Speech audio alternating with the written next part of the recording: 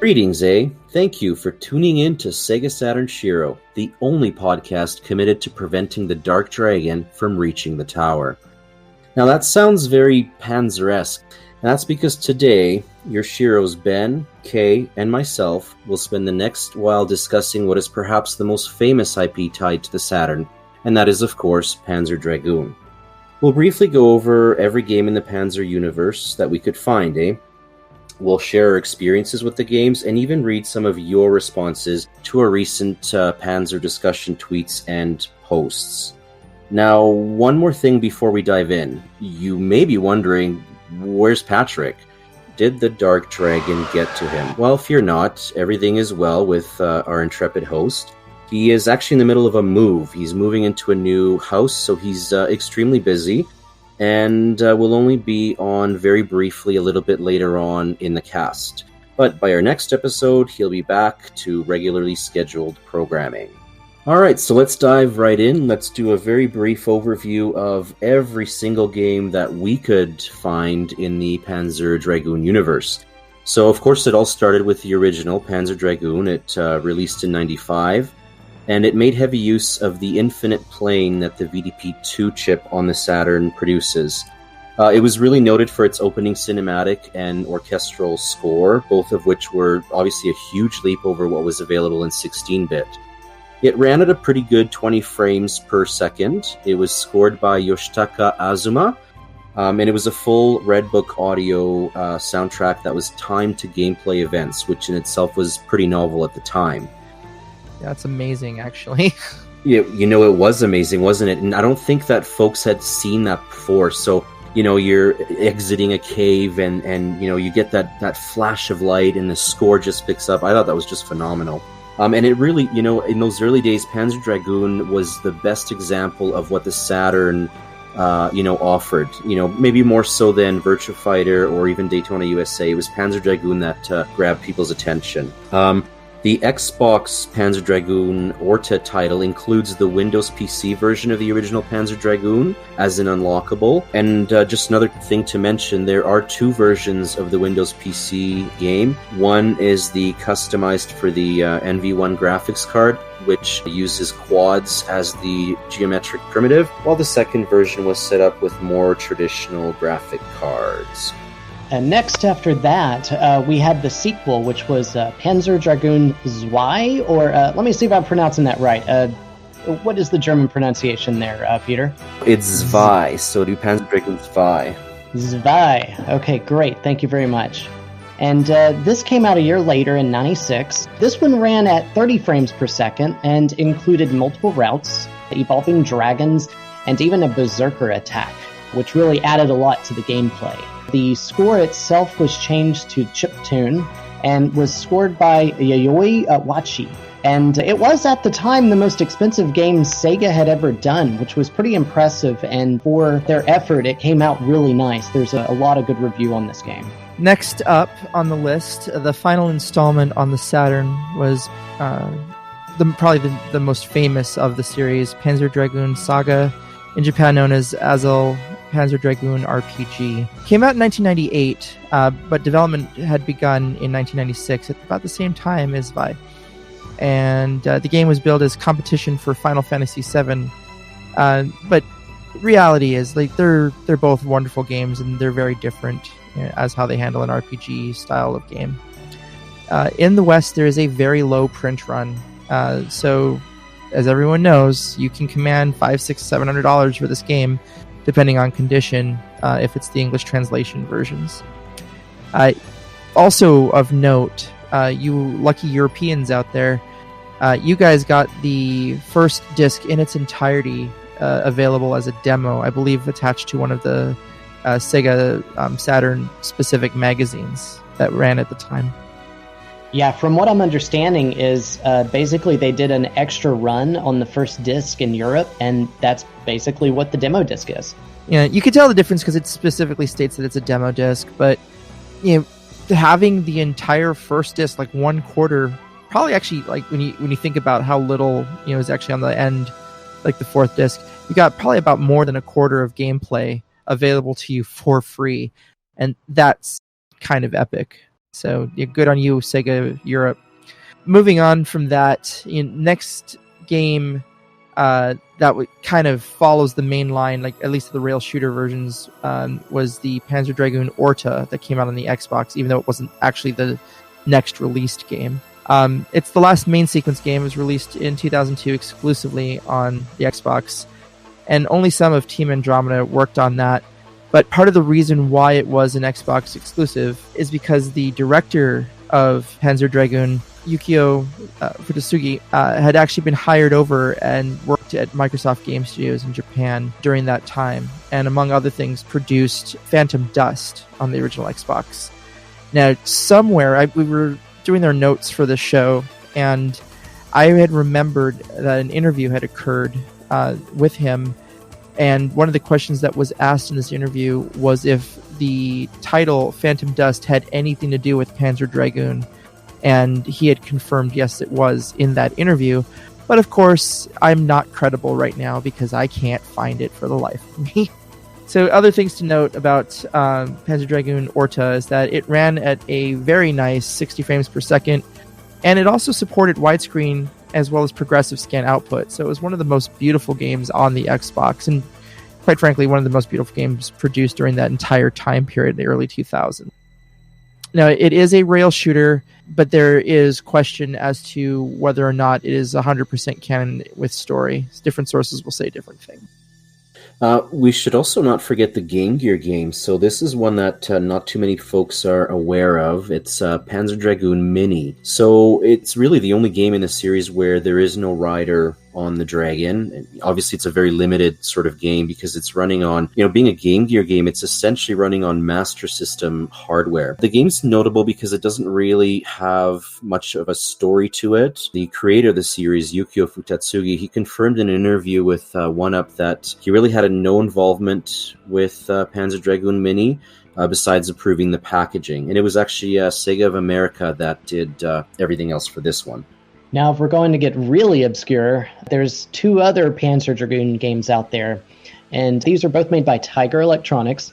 The first one is the Panzer Dragoon Pocket Arcade, which is basically like your standard Tiger arcade game, just a little handheld standalone, but this one had a little flap door that covered it up, so it was more fancy, that sort of thing. And then along the same lines, you also have this device called the R-Zone, which was a headset unit that you would put on, and you would use cartridges to go into the base unit and the controller.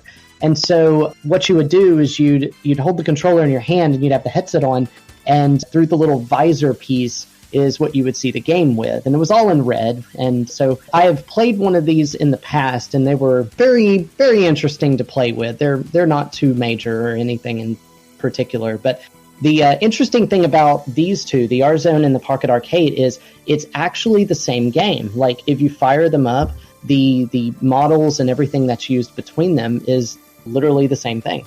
For those of you that have played Sonic and All-Stars Racing Transformed, I think that was available across all the platforms recently. There's a track that's based on the Panzer Dragoon universe, specifically the first game. And to me, first of all, it's a very beautiful track because it's the first time that we saw anything Panzer Dragoon related in high definition. And what Sumo Digital did, they're the team that produced Sonic and All-Stars Racing Transformed, they took a lot of source material. So they had a look at some of the early paintings, concept art, and they really sort of built the level around that. So you see a city sort of in the background, and that's one of the cities that appears in one of the paintings in the end credits of the first game.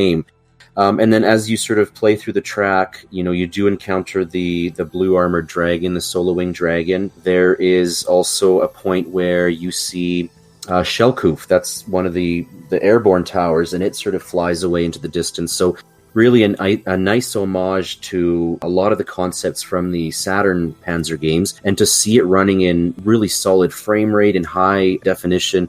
I mean, it's just phenomenal. What a head turner that was. Beautiful. And I got to play this game with my daughter. It was free if you're like an Xbox Live Gold member a few months back, maybe more than a few months back. but it is easily one of the best racers on the system, like kart racers go.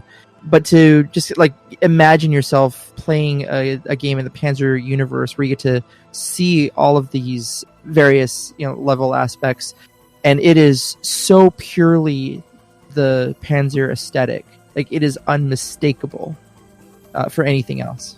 The first time I saw it, it was like, wow, the colors were so vibrant, and they did such a nice job. Yeah, I mean, it really kind of, with all the talk of remakes and such, it kind of gives you like a vision of what could be, So that kind of leads us with modern generation games to Crimson Dragon, which is basically hailed as a spiritual successor to the Panzer Dragoon series. Originally was going to be developed as an Xbox 360 Kinect game, but the development kind of languished, and it got pushed, eventually becoming kind of a launch title for the Xbox One. I mean, it took a little bit to come out on the Xbox One. Overall, sad to say that the story, the game was not really all that well received. It was a day one buy for me, but that's kind of being a fan, and I'll be honest, and it's relatively pretty, but it's plagued with some grinding issues to build up and microtransactions. I don't know very many classic or retro gamers who are into the idea of microtransactions, so a lot of wasted potential there, and I haven't touched it in years now. Unbeknownst to me was that a secondary game in the Crimson Dragon universe come out on Windows Phone 7 of all platforms. I had to find this out by just doing the research for this episode. So most of the information that I'm about to provide to you is actually coming out of internet location sites such as Panzer Dragoon Legacy. It was released a side story for Windows Phone 7 on September 12th of 2012, and it uses a touchscreen interface where you can target enemies and control the head character named Sana and her dragon, which was named White Reaver. Being that Microsoft has kind of moved on from the Windows Phone platform, I'm not exactly sure how one would go about getting this, buying this game in the legitimate fashion. But if you happen to know anything about the game, have played it, have some impressions, send us some word back. Write to us at our Twitter address, write to us on our Facebook groups, write to us in email. To round up our coverage of all the different Panzer games that are available, we've got to talk about all the different demos that came out. So in North America, we actually only got one, and it was a playable preview of the first Panzer Dragoon game. So the demo disc was packed in with the initial shipment of Saturn units, and it allowed you to play the entire second level of the game, so the desert level. It was a pretty cool demo disc, and it was really the only one that we got to see in North America. The same disc was issued with Saturn units in Europe as well.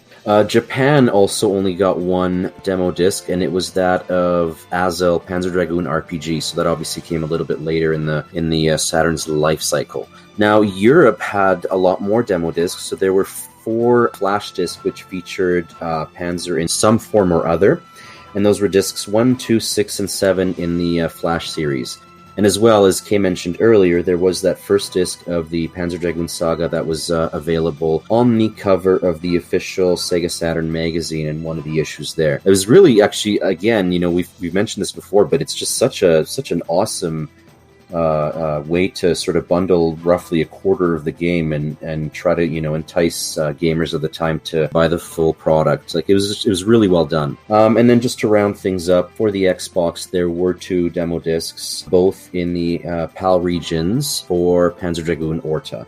So in North America, we got 1 demo disc. In Japan, they received 1 demo disc, and the remainder of the demo discs were made available in PAL territories. So Europe really got the lion's share of the demo discs there.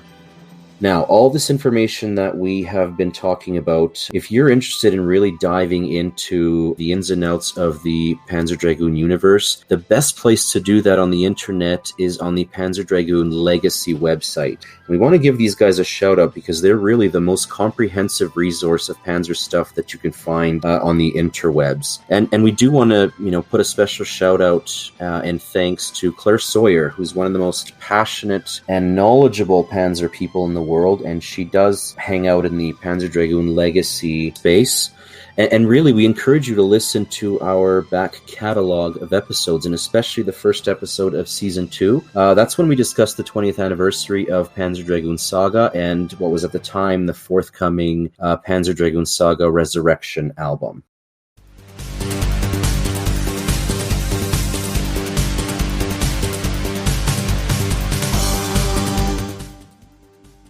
Okay, moving right along, what we want to do now is just share some of the responses that we've gotten on social media to some of our recent Panzer Dragoon tweets and Facebook posts. So we essentially asked folks to talk to us a little bit about some of their stories with Panzer Dragoon and just to sort of share that with the world. And we got a lot of responses, and that was really cool to see. And so we've picked out a few that we wanted to read on the air that caught our attention specifically. And the first one I want to share with everybody is from Sean Gibbles. So Sean writes, I remember I went to a store called Video Game Exchange and saw the game looping on the Saturn. Only ever playing the SNES at that time, it left a lasting impression, to say the least. The FMV music and action was like an awesome movie to me. It was so entrancing, I forgot all about the PS1 next to it.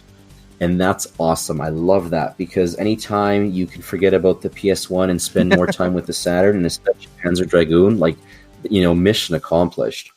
Next up, we have a quote from Lindsay Jameson, who says, I bought the game randomly based on the cool cover and my love of Star Fox. That first level was love at first shot. That's awesome. Next, we have a quote from Brian Saturn on Twitter. I knew how limited the release of Saga would be and was also a broke teen, so a couple of months after its release, my local game store had a used copy on display. I asked them immediately to hold it for me, and I scrounged for every penny I could find. Went back and got it for $40. Can you imagine getting that game for $40 nowadays? That'd be crazy. And he's not the only one that's got stories of picking this game up for pennies. And, geez, back in the day, I could have had several copies too. And, of course, in retrospect, you look back, hindsight is 20/20. But for all those that didn't pick up this game for, $20, $40, whatever, these stories, they're just something else. Oh, no kidding. Quote from Alfredo on Facebook. Easy. My mom bought me a Saturn in 1998. I put in the demo disc and tried this masterpiece. Next day, I bought it. I am still playing Panzer Dragoon in 2019. Love that. That's fantastic. To have a game that you are playing now, years after its release, that goes to show how good of a quality of game this is. Yeah, definitely shout out to Alfredo's mom. Way to go, Alfredo's mom. That's amazing. Thank you. You certainly did the right thing there. Sega the Good job, Alfredo's moms. Yeah, and honestly, good job to all of your moms out there who, went out and got demo discs or bought your kids anything from the Panzer Dragoon series for your Saturn-loving kids. Or, quite frankly, any Saturn game at all. Good on you, moms. Good on you.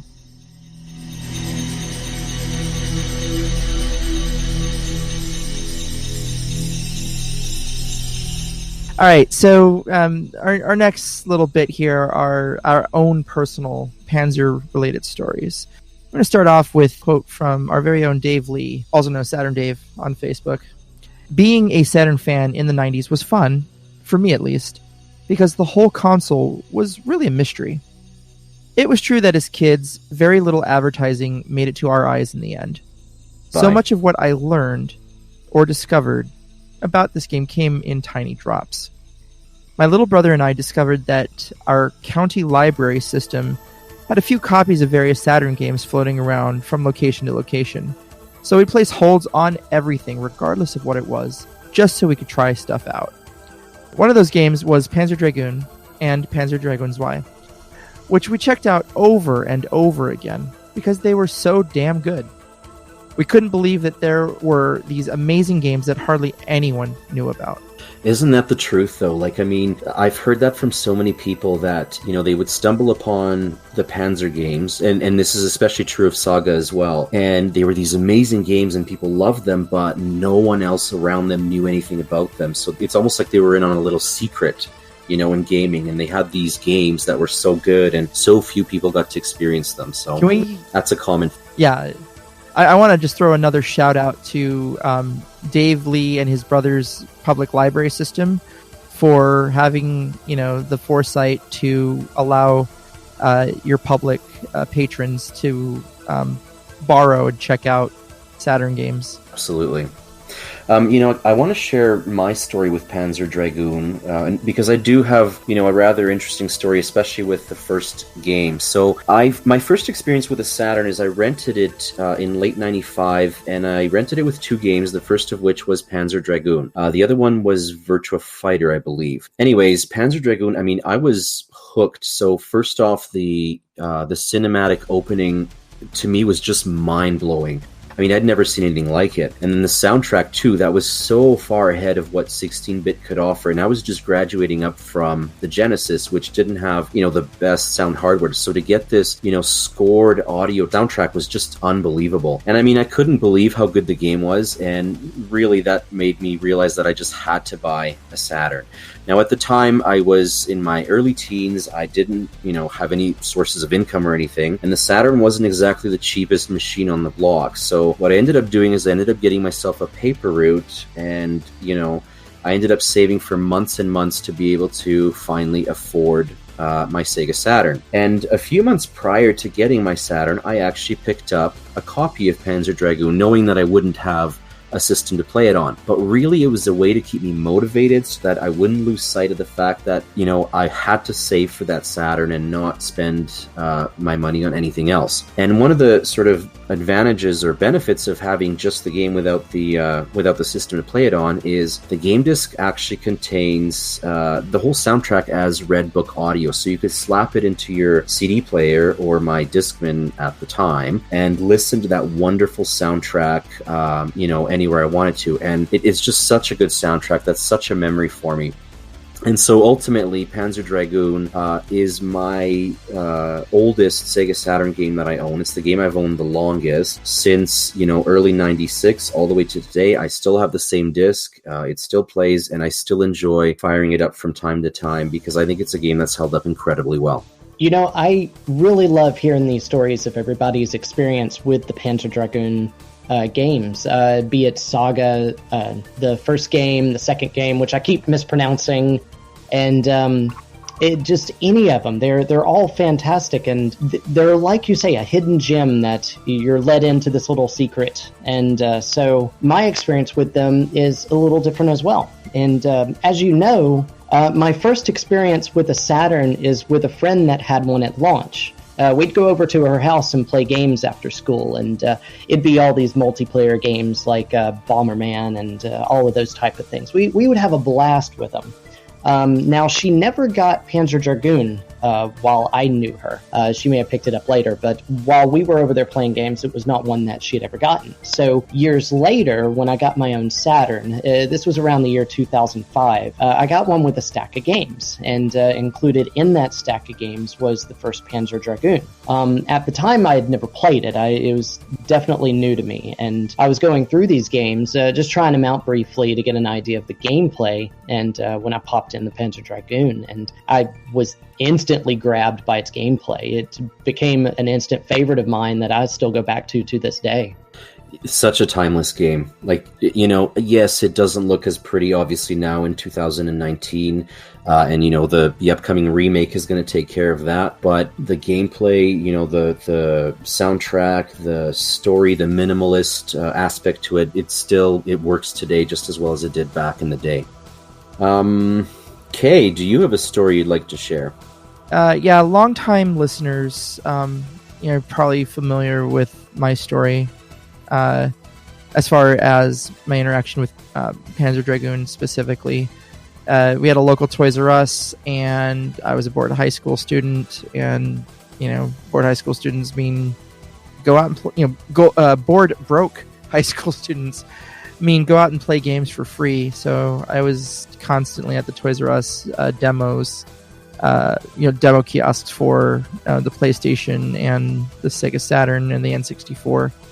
And I spent a lot of my time on the Saturn one. Panzer Dragoon was one of the Saturn games that showed up, it was on the kiosk first before Virtua Fighter 2 came out. And I spent a lot of time on that, and so that was my first introduction to the world and the gameplay style.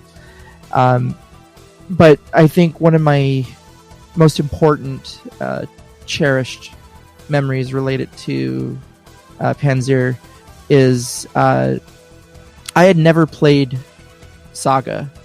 I'm one of those guys who, really just as I've gotten older, had less and less time to play games. And it's always been on my list. I wanted to play it. And a little over a year ago, we had brought Peter and Claire into the Shiro family. And we're doing discussion about like the 20th anniversary of Panzer Dragoon Saga. And, I had was talking with Claire about the various aspects of the game and how some people are having problems playing backups of it, and there's a lot of misinformation out there about whether or not you need to patch it to use it for pseudo, whether you need to patch it to use it with any cart, so on and so forth. And so Claire and I just took it upon ourselves to try the game out. She was writing an article at the time and just needed like a technical reference. So one of the most important, I guess, life-changing kind of conversations I had ever had with anybody came out of this, testing out Panzer Dragoon Saga and playing it literally for the first time. Anywhere beyond walking with Edge to the elevator and then first getting on the dragon, that's about as far as I'd ever gotten before that conversation. And it's one I will cherish forever because I actually got to beat a boss, and I spent a good part of that conversation going, I don't know what I'm doing. How am I supposed to do this? What am I doing? What buttons do I press? And it was all to try and beat a boss that was at the end of one of the discs, to see if the save progress managed to be saved correctly, and we could start the game on the next disc while using a pseudo Saturn cart. That's so cool. So that would have been 2017, 2018, something like that? It was when you guys came on, so early 2018, early last year. Wow, to play Saga for the first time, really properly, I suppose, that that many years after the fact. Did you ever finish it? Well, no. So, and I can't even say that I played it properly, really. What I did was, the test was to see if save states worked properly. You save the game at the end of one disc, and if pseudo would start up the next disc and recognize the save, and if everything would play. I think we're trying to either prove or disprove the problems people were reporting with launching from the second or third disc after you've beaten certain bosses. And we did it. We proved that it was possible. And I think really the takeaway is that I was a complete novice at the game, and really I still am. But I had a lot of fun. It was a amazing conversation with a fantastic person, and it was a very important moment in my entire life. Really was playtesting this game, tapping into Claire's knowledge about the Panzer universe, and just getting to know her as this was the first project we had really worked on together. And so there was a lot of that, the camaraderie, that was going on, and the fact that she didn't laugh too hard at me when I said, seriously, I know I'm this big Saturn collector and everything, but I have never played this game past the first 5 minutes. And it was no judgment. It was just, okay, let's get down to basics. This is how you do this. And I was able to take, her knowledge and her experience with this game and its game world and actually beat a boss. And I'm like, this is fantastic. So awesome. I love stories like this. That's great, Kay. Oh, hold on. I think we've got somebody knocking on our door. Oh, it's Patrick. Pat's back. Okay, welcome, Pat. Hey, Pat, how do you think I've been doing so far at hosting? Actually, you know what? Never mind. Don't answer that. We've been talking about Panzer Dragoon, and we've really got somebody very special that we spoke with, and that is Mr. Benjamin Anselme.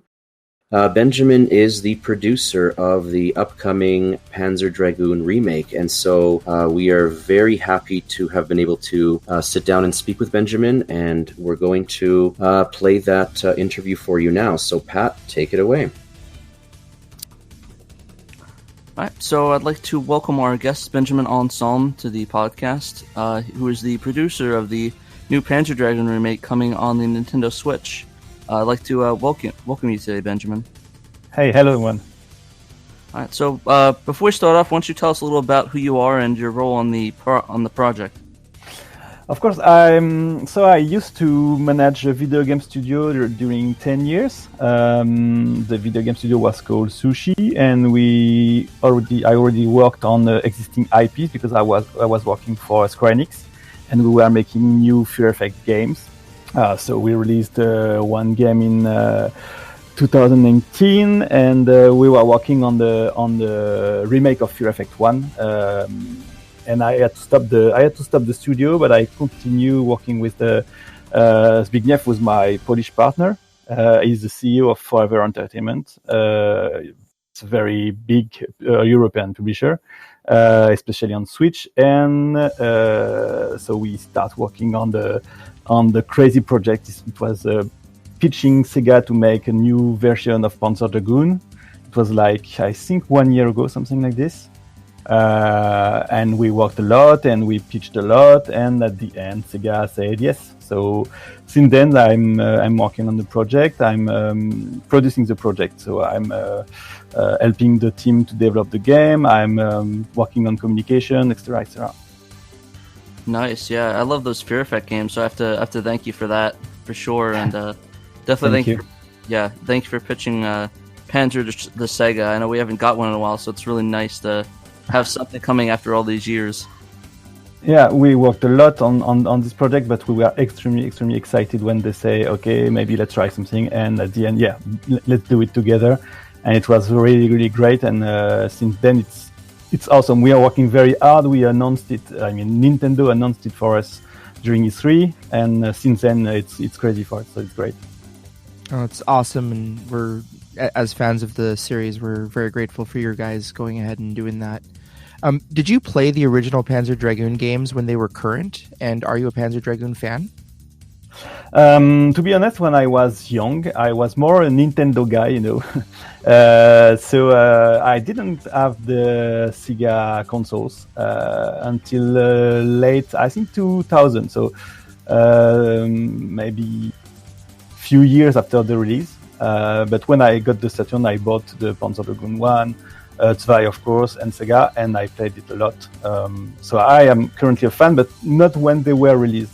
I'm a late fan, let's say. Panzer Dragoon was a great game choice. Love the selection that you did there. So why did you select Panzer Dragoon as a game to remake, and what are your goals with the project? It's hard to answer because we just want to work on games we like, So with Forever, we have a lot of ideas, different ideas. We see a lot of people. We pitch a lot of different games. Sometimes it doesn't work, sometimes it works. But it's only on games we like, and we think we have something new to make with the games, not just a remake, but to revive a franchise or to make something new, in fact. For this, Panzer Dragoon has everything we need. It's a famous franchise. It's the game was released a long time ago, and it's still very modern in the gameplay, etc. And we were sure we can do something new and exciting for the fans. So it's exactly why we chose this game. And after that, it's pitching, speaking, and working on the project, and waiting for Sega's reply. Aside from the Nintendo Switch, are you developing the game for any other platforms? And then just can you comment on, how complete the project is and if you have any target release dates for the two games? I will not be able to say more than what I think you already know. We are working for the Switch, of course. But we never said we were working only for the Switch. That's not because Nintendo announced the game that we will not develop it on other platforms. We didn't announce anything specific yet, but we didn't say that it will be only on Nintendo. So it's very important. Second thing is the release date. We said this winter. It will be this winter, and this winter is between, let's say, October and next March or something like this. I can't be more specific, unfortunately, but yeah, we will stick to what we announced. In terms of development, we are very close to something we like in terms of feeling and gameplay. In terms of content, we are far also because we have a lot of content already made, different levels, a lot of monsters, a lot of things like this. Yeah, and once we are happy with the feeling and the gameplay and etc., we'll work on things less important for us, like cutscenes and voices, etc., because it's easiest for us to work on this part. So let's work on the hardest part first. One of the things that I was curious about is, can you comment whether these titles will be receiving physical releases, or is it more going to be like a digital download on the Nintendo shop? We will get physical release for sure. We didn't announce yet with who we are working on this project, because we are not physical publisher ourselves. Forever is only digital publisher, but we are working on very excellent physical publisher, so you will get the physical release of the game. That's fantastic. Okay. As far as Sega goes, is Sega collaborating with you at all? And have you received any source material or been in contact with the people that worked on the original games, or have any of the stuff from those original copies, or are you doing this all basically from scratch? So it's two important questions, in fact. So first one, we are working extremely closely with SEGA. We are sending them extremely frequent milestones, builds, and so they can try the game, give feedback, etc. We are really working closely with them. We are speaking on daily basis with them, and they are extremely involved in the project. Definitely, they love their IP, and they want us to make the best job possible with the game. So yeah, they are very, very useful. They gave us some materials, mainly artistic materials, not a lot of technical materials, because we don't need it a lot. In fact, we need more concept arts, 3D models, things like this. So yeah, they are helping a lot. And second part of your question was about the former team, and yeah, I can say that we are in contact with them, and we are speaking with them. It's public because I post on my Twitter account in February, I think, a photo of me and Futatsugi-san, who was the creator of the IP. So yeah, we are in touch, definitely, and we are working with them to ensure that it fits what they had in mind when they were working on the project, and when they had big limitations that we don't have anymore today. Yeah, so they are helping. All right, Benjamin. So you were talking about the limitations that the old team had that you guys obviously don't have with the Switch. Can you elaborate on any of those? Is it basically number of enemies per screen, number of sprites, or how much basically a delay time for attacks, or something along those regards? What kind of limitations did the old crew have that you don't have to work with? In fact, a lot. I don't. It's a bit technical, but the Saturn was extremely specific to develop on, because it had two processors. One was handling 2D, another was handling 3D, and so you can see in the game that there are a lot. It's a 3D game, but with a lot of 2D assets and 2D texture, etc. Obviously, we don't have this anymore. Everything is in 3D in the game. including explosions, including visual effects, etc., etc. And we don't have to think about optimization as much as they had to. Even if we still have, we really wanted to work very good on Switch, both dock mode and handle mode. So we are working on this, but not as much as they had to. But the fact is that all the limitations they had gave a unique feeling to the game, and this is our challenge today: is to keep the feeling. Even if we want the game to be faster, the game to be with more explosion, etc., we need to keep the same feeling that players had. So it's the biggest challenge, I would say. Oh, absolutely. Thank you for that. All right, so the original Panzer Dragoon game was groundbreaking on the Saturn for a number of reasons. Forever Entertainment has stated that the remakes will feature enhancements while remaining faithful to the original story. What else can you tell us about these new changes? I think there are two kinds of improvements.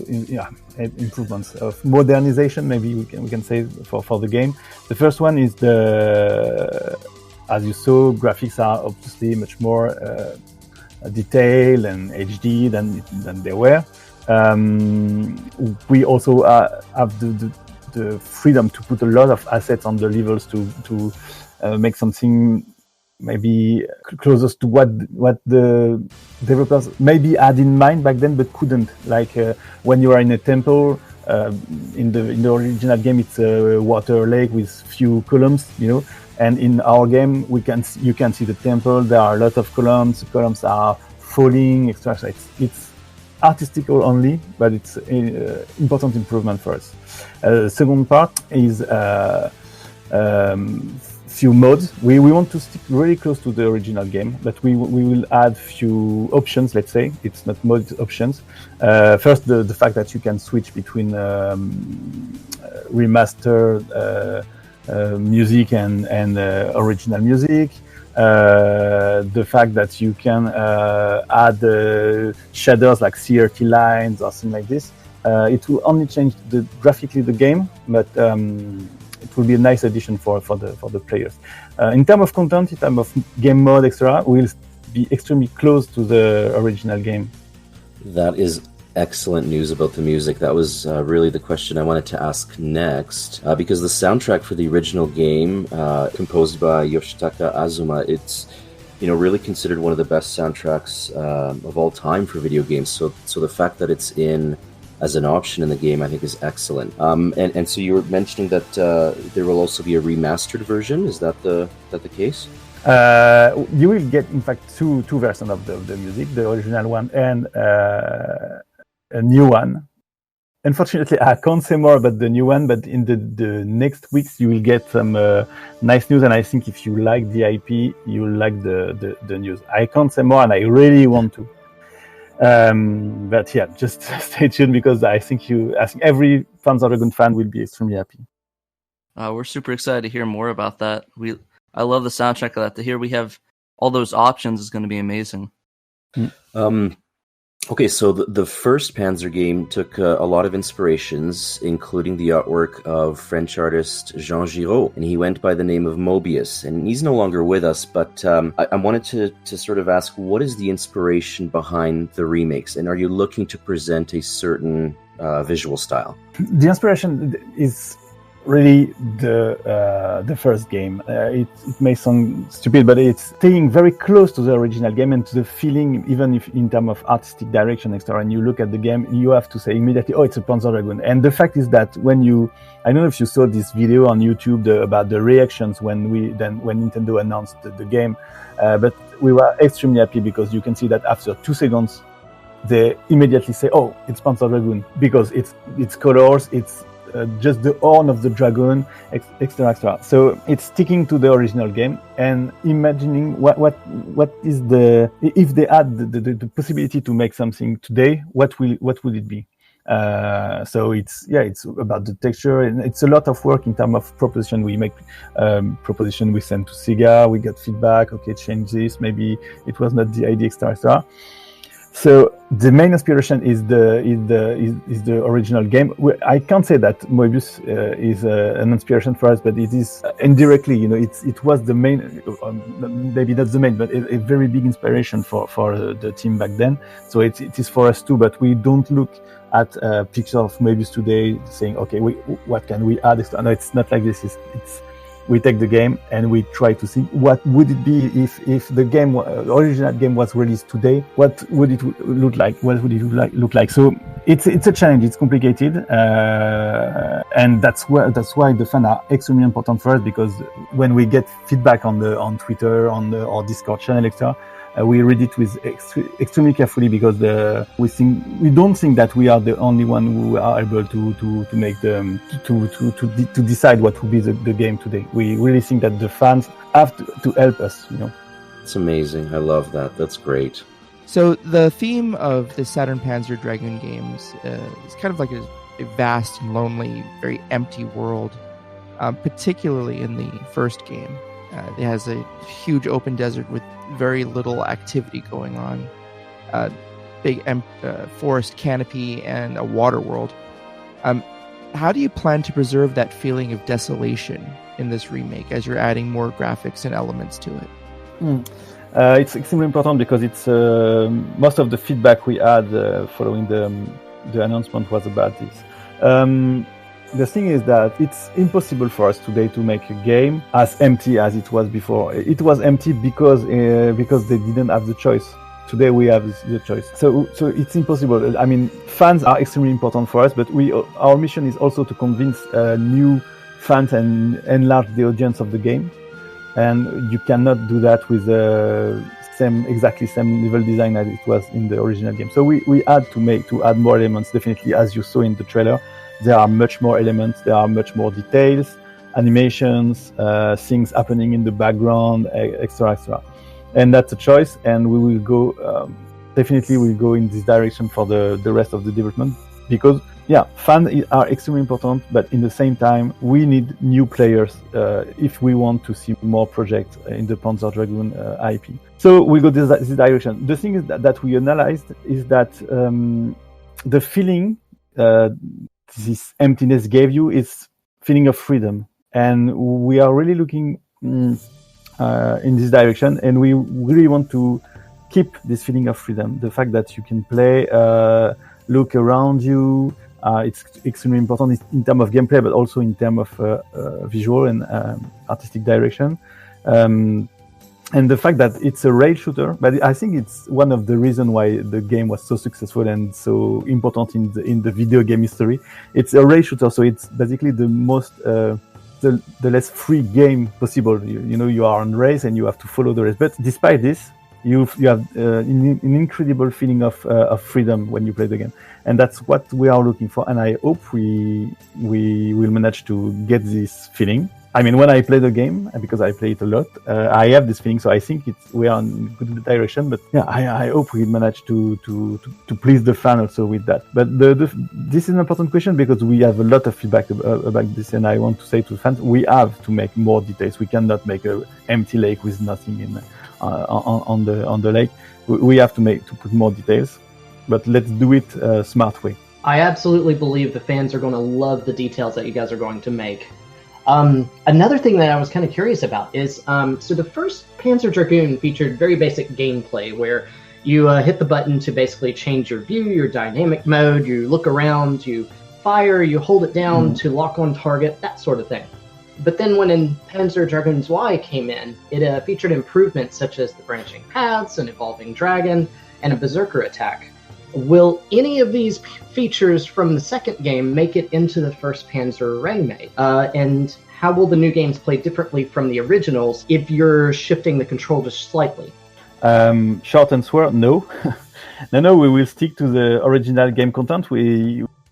I really think we cannot add this kind of gameplay new features in the original game, because it will change everything in the game. It will change balancing, it will change even the story. It's impossible for us to add this feature.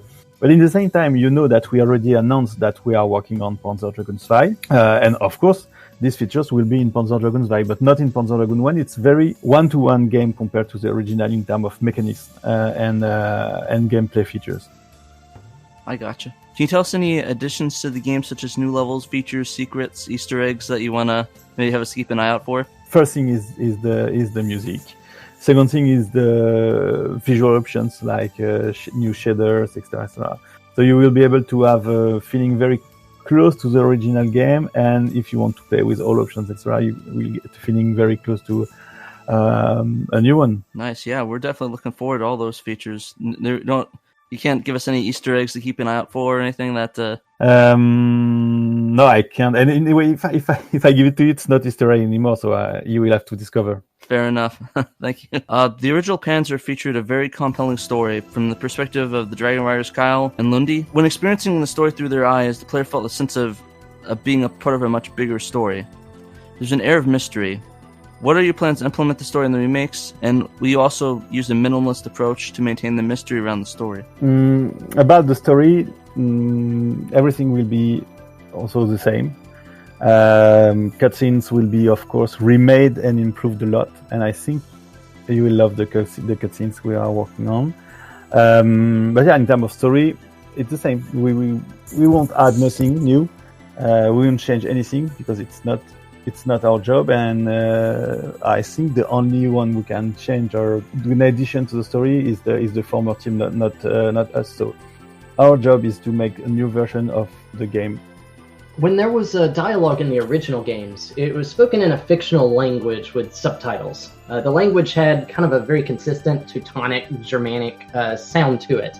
How will this feature in the remakes? Will the ancient language be preserved, or are you having a different bit of a spoken language to it? That's a question a lot of fans are asking. To be honest, we didn't work on this part yet, but I'm sure that we will stick to the original game. So we'll get the same language and we'll get the same pronunciation. Of course, for us, it's maybe easier because we are in Poland and in France, so it's easier to record in German. But yeah, it will be the same as in the original game. So nothing new and nothing different. So hardcore Panzer fans are sure to buy this game, but what will make this game appealing to new players that have no history with the original Saturn games?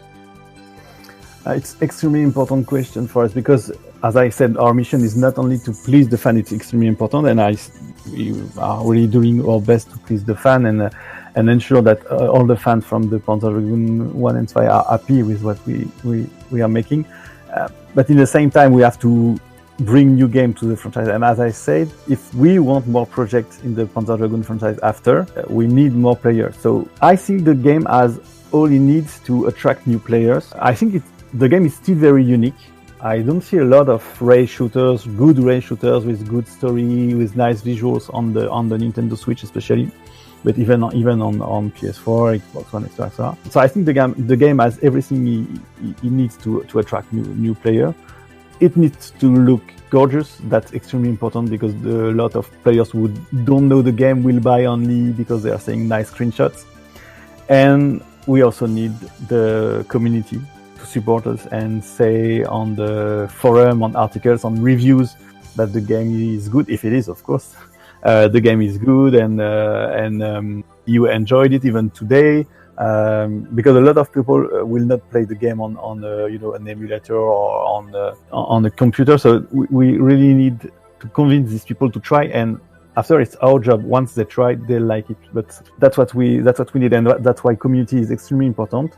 The hype is extremely important, and it started already with the Nintendo announcement. And after making a good game, but I really think the game is not, it aged very well. Even with the previous graphics, it's still fun to play. It's short, of course. The game is short, definitely, and our game will be short also. So, but it fits the Switch. I play, one session. I play one chapter for 10 minutes, 15 minutes, and after I stop. I think it has everything it needs to succeed. No, it's our job to make it great. Yeah, I'm really, really excited you guys were able to bring a game of that style onto the Switch. I know. Sort of those rail type shooters are really far between. I mean, we haven't seen something even like a Nintendo Star Fox in quite a while, so You're definitely doing what Nintendo don't, I guess. Yeah, but maybe if it's a big success, maybe we can expect. A lot of people is watching what we are doing currently, so you can expect a lot if the game succeeds. Okay, so the Saturn featured 3 Panzer Dragoon games. They were all groundbreaking. They're all considered among the very best gameplay experiences on the Saturn. And you're remaking the first 2 games, the rail shooters. So here's the question. Are there any plans for the legendary 3rd game? Is there any plans for continuing with remakes, either of other Panzer Dragoon console games, such as Panzer Dragoon Orta from the original Xbox? So currently, there is no precise plan, but for sure, Sega is watching what we are doing with the game, how the fan react, how the Nintendo announcement is received by the community, and it would be absolutely stupid to stop porting the game and working on the IP if it succeeds. So as long as it succeeds, I think we can imagine anything. I don't say that it will be us working on the project. I don't know. Today it's not something I can speak about, but the announcement was already great, both in terms of impact and in terms of reception, and it's already unlocked discussions, but nothing is sure. I just know that they are watching, and depending on what we'll do and what will be the reception, we can imagine a lot of different things. All right. So you mentioned earlier that you guys have been reading, taking in feedback from the community, particularly you mentioned Twitter, I believe. Mm-hmm. Has there been any feedback that you guys have received about the game that we haven't talked about in this interview that you'd like to address? Not really. I think we spoke about almost everything. The feedback are currently really excellent. I think everyone wants to see more, and I can tell you that you will be able to see more soon. We opened the Discord channel to let the fan give us their opinion and help us make the greatest game possible. So please join the Discord channel on the Forever Entertainment server. And yeah, I think we discussed everything. The main question we have is about the will there be new modes? Will you keep the strange language? And I think one of the most important point we spoke about is about the fact that the game is not as empty as it was before. But as I explained, it's not a choice for us; it's a decision, and I think everyone will be happy at the end with this decision. You had mentioned earlier, basically about the technical limitations of the Saturn, with the 2D chip and the 3D chip, and basically how they integrate in programming it. And it had me thinking that I was wondering if, as a producer, I imagine that when you pick favorite games for the Saturn, you may be picking based on the technical prowess of a game integrating its 2D and 3D. But in general, what are some of your favorite Sega Saturn games? For me personally, I'm really into Japanese role-playing game. So I think few names come in your mind when I say that. I'm really into Japanese games. I really love Japanese games. I think Japanese games are really something more than the other game. And for example, the mixing all these influences, like how a guy from Japan in the 90s knew Mobius and took it and made a great game with it, etc. And that's really what I like and I love in Japanese games. But of course, if you speak about JRPGs, it's Shining the Holy Ark, for example, Shining Force, of course. That's the game I really love. Vandal Earth, it's one of my favorite JRPG. I love the Sakura Taisen series. Nice. Yeah, we're really excited personally about the new Sakura Wars series. Are you gonna be playing that when that drops? I will. I don't. It's going to be released, I think, in a few months. And but I'm looking forward to playing it. Nice. Nice. Do you have any sort of dream projects that you'd like to work on, or anything that you'd love to get your hand at if you have sort of an infinite amount of money and budget to work on another project? Yeah, of course. A lot, but of course, I'd love to work on my favorite game franchise, of course. But for example, Panzer Dragoon, when I started working on the game, was not one of my favorite franchise. But the community, the reception, what we are making with the game, becoming slowly one of my favorite video games. So it's great also to start working on something you don't know perfectly, and then you learn to know it extra. So no, what I'm looking forward to is releasing the game, seeing the reception, and seeing what kind of new projects it will unlock after that. I have to tell you about my dream project for you, though. This would be fantastic. Oh my God, I would come to France and help you with this. It's basically, I feel like Panzer Dragoon VR would be an amazing hit. Okay. It would be perfect. But of course, this is my dream. Okay. That it's sometimes difficult, this kind of interviews, because you want to say a lot of things, but sometimes you cannot. So yeah. Oh, I totally understand. No problem. And maybe you imagine something. Well, let's see. Do you have any, interesting or funny stories from the development of this game? Stories about, something that, may have happened that took you guys by surprise, or, something funny that happened? If you're speaking about Panzer Dragoon development, the first one, you really should, I think it's public, check the video Futatsugi-san made after the GDC, the talk he made during GDC. He's speaking about the development, and there is a lot of very good stories and things like this about our development. Just after the announcement, of course, I was watching Twitter a lot, and I saw that people were extremely surprised that the remake of Panzer Dragoon was possible, because I think the source code of the game is lost, or maybe unusable or something like this. And I was amazed that everyone thinks that we need source code to make porting, because it's absolutely not the case. I think at least 60-70% of game ports are made without the original source code.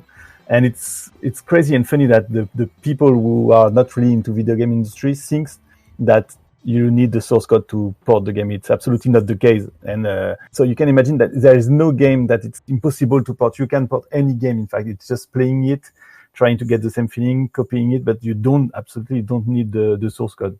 Yeah, and I'll just comment on that. You're right, especially in the Saturn community. Everybody seems to think that, especially with a third game, there's no way that that's ever going to be remade, specifically because the source code has been lost. And I know that's not the case. There are other factors, of course, but that's nice to know. That's definitely nice to know.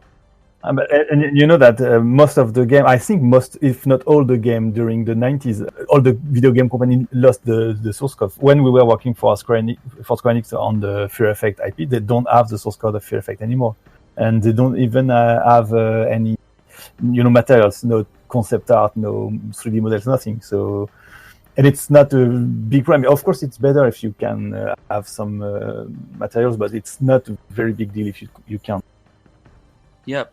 On that question, I was curious what companies like Forever Entertainment and sort of what is the modern standard for source code preservation nowadays? I know all the companies use Git and all that source control. I was wondering if there's some extras or any extra backups or precedents for after the game's completed and the game's gone gold that you take to preserve the game.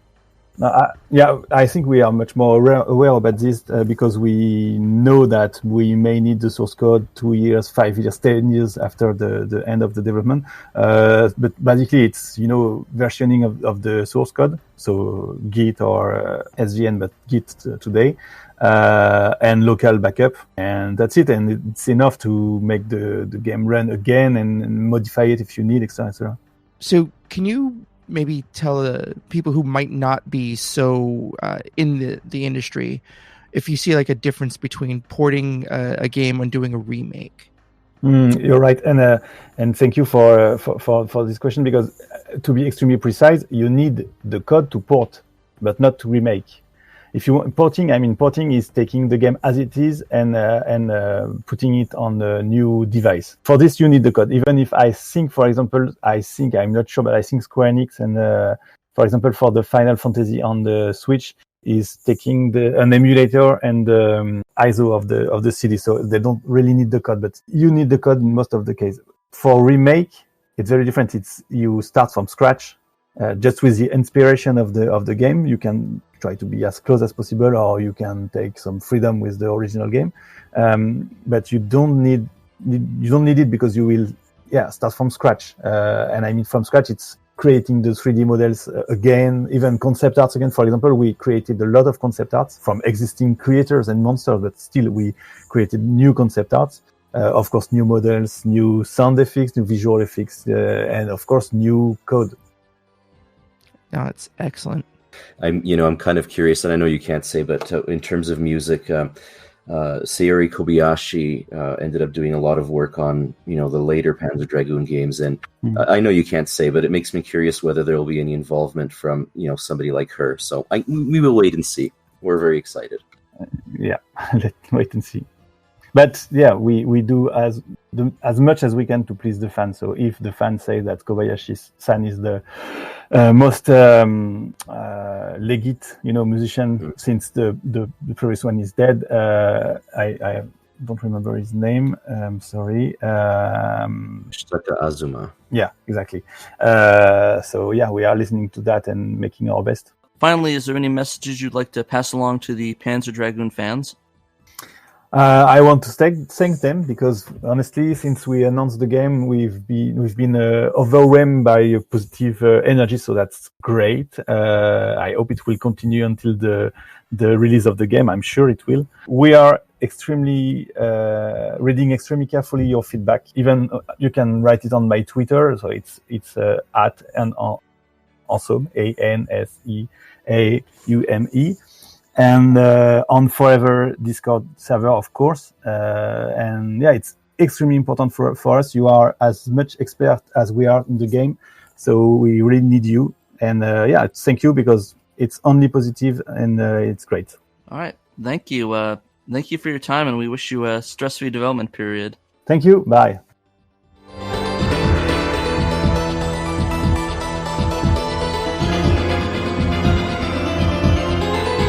Okay, wow. I mean, what an amazing experience to be able to have, that conversation with Benjamin.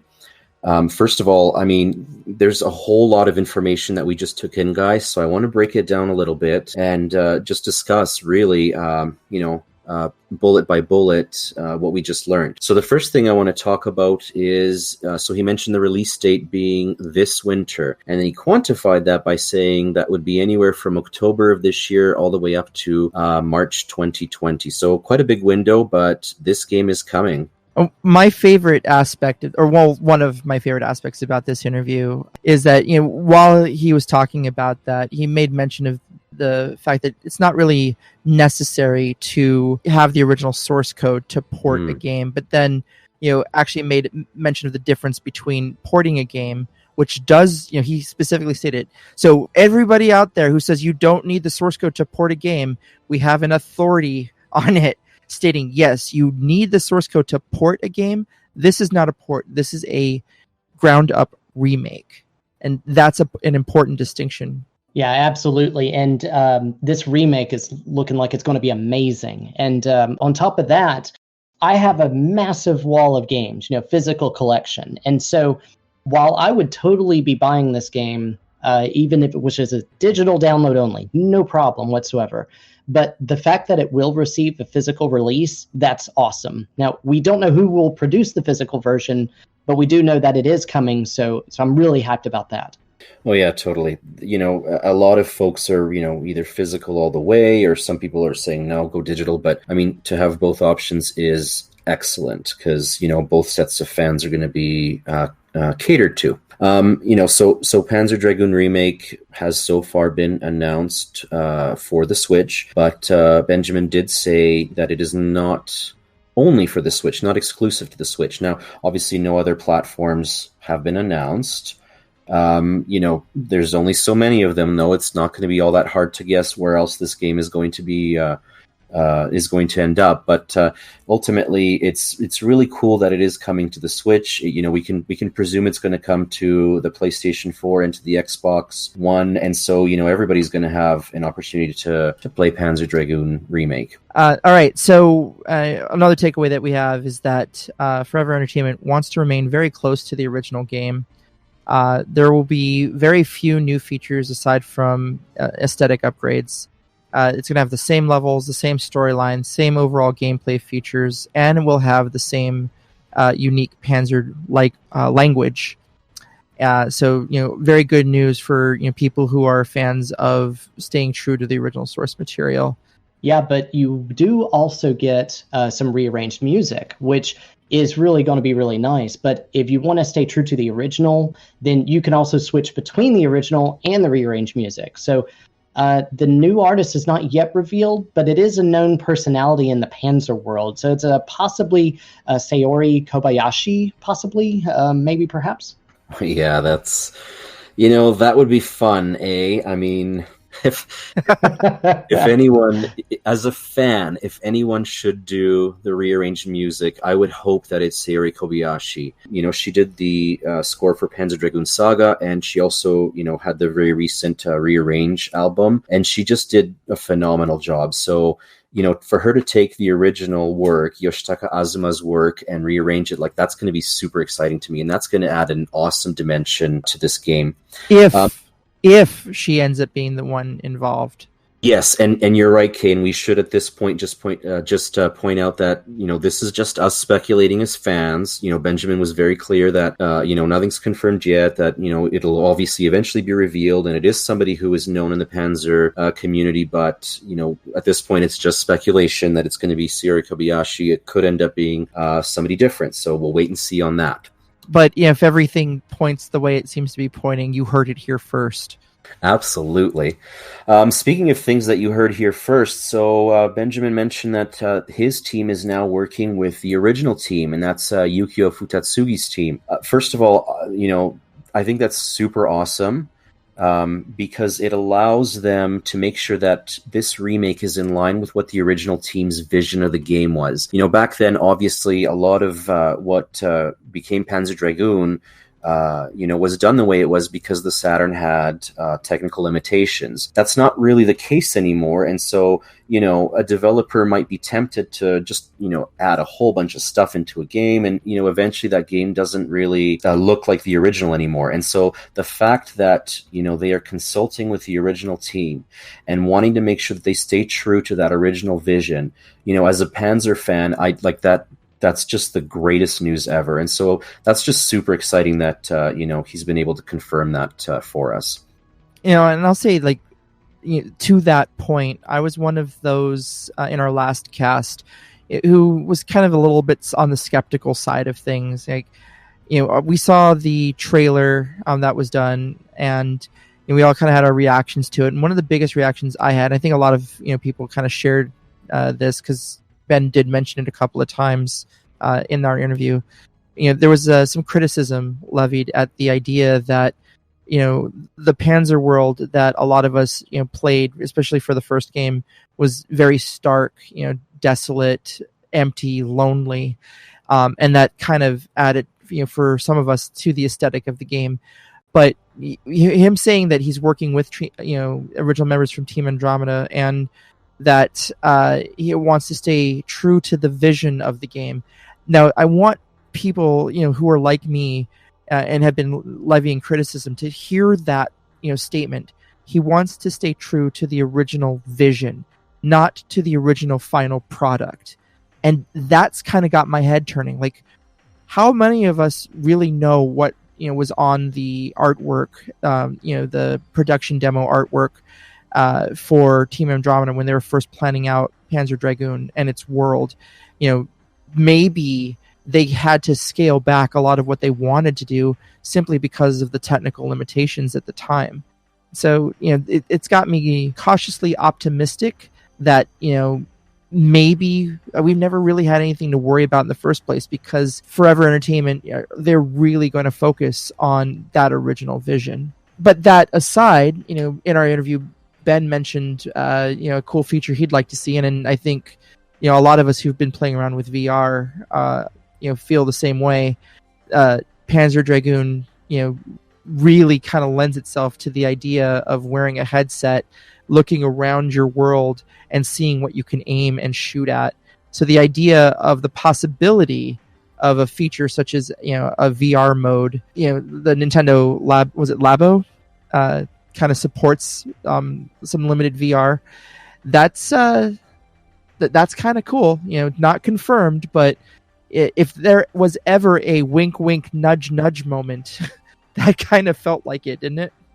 Oh my God, you are not kidding. I felt satisfied by the wink, wink, nudge, nudge. And if we get that, that would be amazing. It would be so much fun to try a Panzer Dragoon game in VR. And like you say, it's not confirmed, just a possibility, and that's totally fine. It also kind of helps, confirm, or I would say reinforce the idea that this could come, besides just the Nintendo Switch, it could come out on other platforms, perhaps Steam VR with the Oculus platform, or the various other PC platforms, or really what's currently like the most popular and affordable VR setup right now is the PlayStation VR, PSVR setup. So possibilities, nothing confirmed, but boy, was that a wink, wink, nudge, nudge. Oh my goodness, no kidding. And if we want this to keep going, if we want our Panzer Dragoon world, our Panzer IP, this game needs to be a success. And Sega is going to be watching this project very closely. They're going to be very interested to see how this remake of a classic genre game works out. And so it's going to be up to us as interested players to actually purchase the game and show our interest with our wallets. Yeah, and I mean, so, Benjamin mentioned that the reception to the Nintendo Panzer reveal, and I'm going to, paraphrase him here, but he said that it has unlocked a lot of discussion with Sega. So, in terms of future Panzer projects, once we get past the first game as well as Zwei, what's next? And I mean, so he's made very clear that, source code is not an issue. That Sega is watching this very closely, and that obviously it would be foolish not to continue working on an IP if you've had success in the past. So if this game does really well, if fans really, dive into this and buy it, then is Panzer Dragoon Saga really the impossibility that we have for years and years thought it was? And I mean, this starts to give me that inkling of hope that, there's a chance that this could happen. If these two games do really well, then we potentially could, see more Panzer work done. And so that to me is maybe the most exciting thing that we've discussed in the last little bit, that we could potentially see more. And more does include Panzer Dragoon Saga. So it's just really great stuff. Great stuff.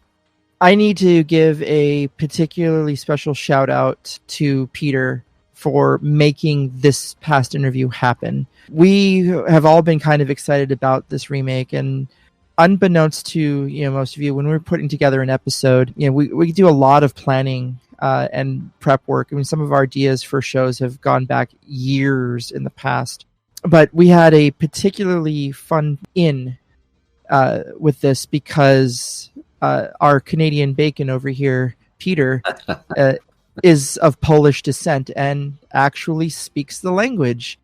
And it turns out that the CEO of Forever Entertainment happens to be Polish. And so cool because Peter took the time to write to Forever Entertainment in his native language. And kudos to you for having the insight, to try and put that together.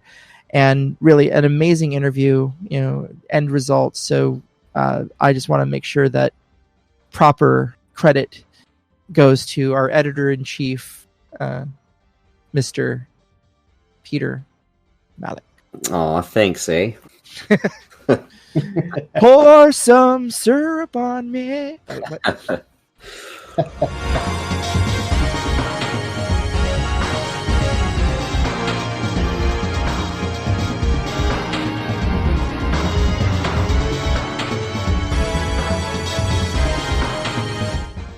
All right, let's dive into our Saturna Obscura. So today, the obscure game is G Vector. So hands up if you've heard of this game before. What's this? Nobody has? Okay.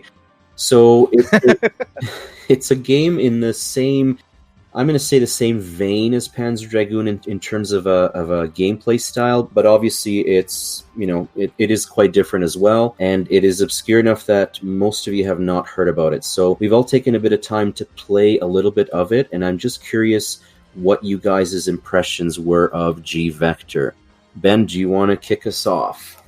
Oh, absolutely. Okay, so G Vector, when I fired it up, reminded me very much so of launching out of the airship in Star Fox on the Super Nintendo. And when you get onto the ground where you're actually shooting the enemies, then it starts to feel more like a faster-paced Panzer Dragoon. You got your locked-on-target weapon, you have a single-blast forward-firing weapon, and it's kind of like a triple-blast forward weapon. The pace is definitely faster, and it very much feels like a Panzer Dragoon game, but it doesn't quite have the quality of the Panzer Dragoon game as far as the gameplay goes. The first stage that I was playing is basically looks like it's through a mountain region, and you get through that area and you fight a big boss, and you actually are timed on how quickly you can defeat the boss. Now, if you don't defeat the boss in a certain amount of time, it's not that you lose the level, it just, you don't get the points from it. And so then the boss would just kind of go aside and you would proceed to the second level, which is a city arena, which is actually a lot of fun to play. That was really entertaining when I was flying through there. But overall impression was, it's not as polished of a game as like Panzer Dragoon or Race Storm or Star Fox, but it definitely was something that was fun to play, just to have kind of that breath of a rail shooter when there wasn't anything else that could fill that void. What about you, Kay? What did you think about it?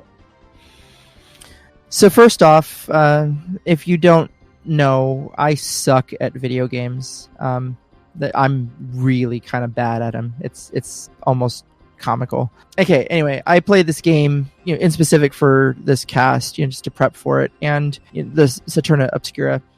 And the impressions that I got from it, typical rail shooter type that I've played. My personal favorite rail shooter, aircraft style rail shooter, chase shooter, was Afterburner. Love the daylights out of Afterburner in the series, even though I'm still no good at it. So I never actually even got past the first level. I got to the boss like twice and died, and then I played again and died, and then I played again and died. And that's the first immediate takeaway. This is not a game for people who get frustrated dying. We were talking about it earlier in prep for this cast. I feel like this game is kind of like chess, in that it is easy to learn the rules and pick up and play, but ridiculously difficult to master. And so rather than rely on just my own experience, I went on online and looked for other people's experiences with it as well. There started coming in the comparisons to like layer section for the Saturn, which was Race Storm everywhere else. Even in like the similarity of the ship shape, it kind of looks like the R Gray ships designed by Taito for layer section / Race Storm. It looked to me graphically, the backgrounds and such, very Panzer-like. Maybe not as thought out, but if I were to compare gameplay, I would say it's a faster Panzer, just like you did. One thing that was interesting to me is that that difficulty level, it's because you have one life to play everything. You can take up to 2 hits, and then it's over, and then you get to continue. But if you continue, you sacrifice your score. So the premise of this game, regardless of what story may or may not exist, is that this is an arcade-style shooter where your goal is to get the highest score possible. And it kind of forces you into that by making you play by its rules. The lock, you have the 3 buttons, as you're mentioning. One's a single-shot laser. The last one is an auto-shot laser, kind of like a rapid-fire repeat of the first button. So you can just hold it down instead of keep pressing. But the middle button is the lock-on button, and what that does is it allows you to move your reticle through the screen and have up to 5 seconds of a lock on a target. And when you hit the B button, it fires off the lasers and hits all those locked targets, very similar to what Panzer Dragoon does. Where the differences kind of occur is, that score multiplier. If you get one ship, you get 200 points, but every ship after that expands until you're up to, if you get all 8, that you can get in one lock-on segment, you can get like 51,000 points. And so reading through this, I'm like, this is not one of those games that you're playing at all for story, not really one that you're going to be playing for aesthetic. I don't know anyone who plays, Afterburner who plays it for a storyline, right? You're there, you're shooting your missions, you're avoiding the background, your environment, and you're avoiding getting hit by missiles while shooting everything in sight. And that, I think, is the takeaway, from this game. It is kind of super cool, though. I did not realize in my first couple of playthroughs of that level where I died repeatedly, because I'm not Chaz. But the environment and the enemy ships, they don't hurt you. There is no collision. So the only way you can get hurt is by the bullets. But if you don't know that going in, you're spending your time avoiding ships, avoiding enemies, avoiding the big boss at the end, and avoiding the mountains or whatever you have in your environment. And I think that was a neat little trick that developers threw in there to try and give it that additional sense of difficulty. Reality is, if you just focus on trying to get the best score possible, you probably will get a little bit more out of the game. Now, that was actually something that you had pointed out to me after I'd been playing it for a while, because we actually were talking about the game before this podcast, and I had already been playing it, and I was giving some feedback just between me and you, and I wasn't really impressed so far at the time, because the way that I was playing it was more or less in the way of defeat the enemies, get to the end, kill the boss, that sort of thing. And when you had mentioned even before that this is a points game, and it immediately made me think, oh yeah, you're right. And so I changed the way that I was playing at that point, and immediately after that, it was a lot more fun to play, and my strategy was completely different. And so definitely understood this game a little bit better than I did when I was first playing it. And for those of you that are interested, the game was both published and developed by Soft Office in 1997. It's Japanese release only, and curiously, it supports the 3D control pad. Now, if you guys had to recommend this game, would you recommend this game? If you're a fan of arcade-style, high points, traditional Sega kind of gameplay, I think you can find some benefit out of it. I would say this is a must-play for those people.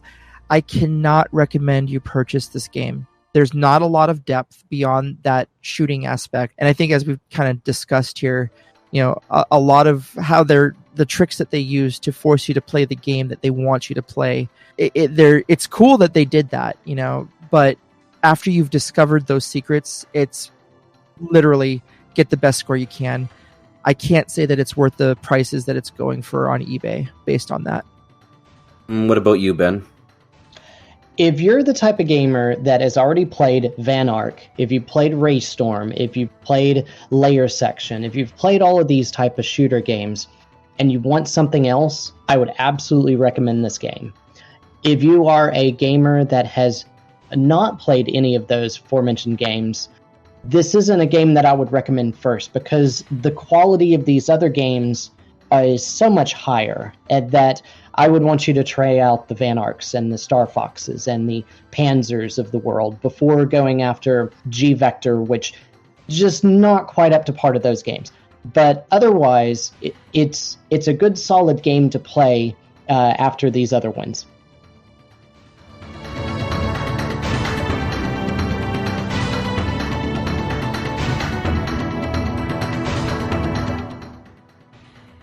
All right, well, that just about brings us to the end of this episode. In continuing with our Panzer coverage, right around this time, we should be publishing my latest article, and it's going to be about the original Panzer Dragoon game.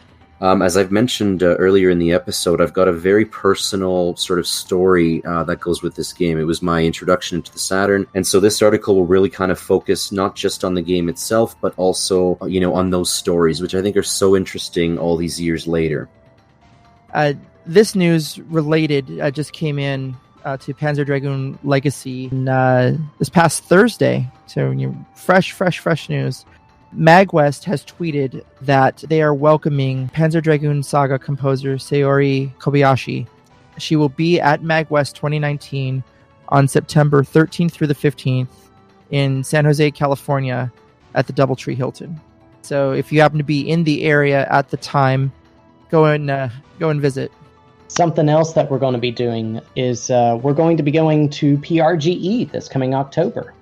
You will see several of us there this year, which is going to be pretty fantastic. I know myself and Peter are going, and Kay will be there as long as time permits him to.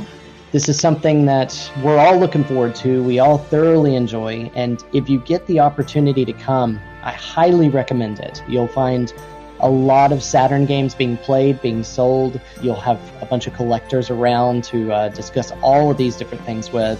And come up and talk to us. We want to talk and hear from you. We really enjoy our fans. Home base will be in the free play area of the show. Some of us will be there from Friday on. I actually have a booth there, and I run the Xbox local area network gameplay section. So yeah, come and visit. Who knows, we might even have a shirt or something for people to come by and visit that you can pick up and purchase. Might even be doing a panel. Don't know where that stands yet, but come take a picture with the giant knight sign and the master of knights himself, Mr. Peter Canadian Bacon / Maple Syrup Malik. So we hope that you've enjoyed the fact that we had an interview as part of this episode. Now, obviously, we're not going to, have interviews on every single episode that we produce, but from time to time, we will have guests, join us on the cast. So, keep listening in, and who knows what surprises we're going to have for you. Now, if you are a new listener to the SEGA Saturn Shiro podcast, I invite you to check out both our websites, segasaturnshiro.com, where you'll find dozens of Saturn-centric articles, or check us out on Podiant, where you can listen to the 25 or so episodes that we have produced to date. Beyond just our Podiant website and our SegaSaturnShiro.com website, you can listen to this cast on a bunch of different locations, including Radio Sega, obviously the aforementioned iTunes. You can reach us through Twitter. You can reach us through Facebook at Sega Saturn Shiro. You can Twitter us at Play Sega Saturn. You can even join us on our general Discord channel. Believe me, we are putting ourselves out there for you. Also, you guys can catch me do a playthrough of the G-Vector that we had discussed earlier. We'll see how far I can actually get, and it should be released already. If not, you'll see it on the next day or two. So, with all that said, thank you so much for being a Saturn fan. On behalf of Ben, Kay, myself, and the rest of the Shiro family, thank you for spending your time with us today. We hope to have your ear for future casts. Lastly, above all else, remember, you must play Sega Saturn.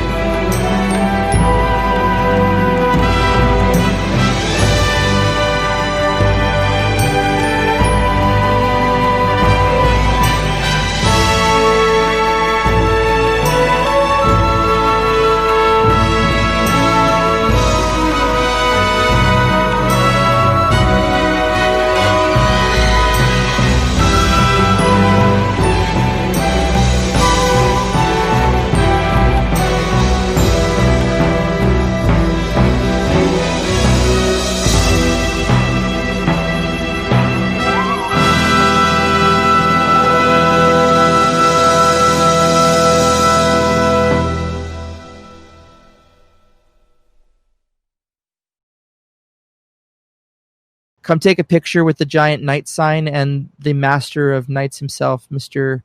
Peter Canadian Bacon / maple syrup mail. Hey. I'll make sure I bring my pet beaver. I'm just kidding. I'm going to cut that out. Oh my god. You know what's really funny is that we have 2 state college teams, and one of them is the Oregon Ducks, which they got the permission from Disney to use Donald Duck as their mascot, and the other is the Oregon State Beavers. So every year, Oregon has a Civil War football game between those two, 2 colleges. And there's a movie that was filmed here called Bandits. Billy Bob Thornton, I think, and Bruce Willis in early 2000s. And I want to say Billy Bob's character wakes up in a panic and just goes, "Beavers and ducks!" It goes, "Beavers and ducks!" It goes, "Beavers and ducks!" It goes, "Beavers and ducks!" It goes, "Beavers and ducks!" It goes, "Beavers and ducks!" It goes, "Beavers and ducks!"